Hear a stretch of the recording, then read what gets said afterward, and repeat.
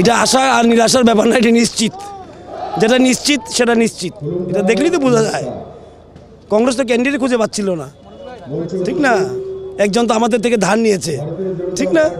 আর বাকি কি আছে? আর মুদ্রাগুলো কি আরও আপনি যেটা বলেছেন ট্রাইবেলের জন্য বেশি বাজেট এবং জিরো ডিফিসিট বাজেট তৈরি করেছেন এবং ট্রাইবেলের জন্য যে আমি তো এই কথা প্রশ্ন করতে চাই, আজকে রাজীব গান্ধী খুমলুঙে এসে কাগজ টাকা সই করে 10 বছর যখন সরকার ছিল একটা কাগজও সই হয়নি, ঠিক না? এই ললিপপ খাওয়ানো রাজনীতি ভারতীয় জনতা পার্টি করো না। আর এয়ারপোর্টের দাবি, এয়ারপোর্টের নামটা বীর বিক্রম মানিক্যর নামে দেওয়া, সেটা আজকের দাবি নয়, कांग्रेस तक तो दावी ছিল। কেন হয়নি? কেন হয়নি? किस लिए नहीं हुआ वो तो होने का बात था। एयरपोर्ट का नाम वीर विक्रम मानिक के नाम में देने के लिए क्यों नहीं हुआ? 10 साल तो था यूपीए सरकार, इतना ही नहीं कर पाया।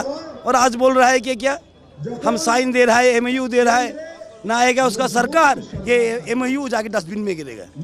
ডাইরেক্ট খান আর ককবরের রোমান স্ক্রিপ্টের যে দাবিগুলো এগুলো কি বলবেন? আমরা নিশ্চয়ই দেখবো নির্বাচনে পরে, দেখবো না কেন? গণতন্ত্রে অনেক রকম দাবি উঠে, সবটা শুনতে হয় সরকারকে। এই সরকার জনগণের সরকার, সবটাই দেখবে।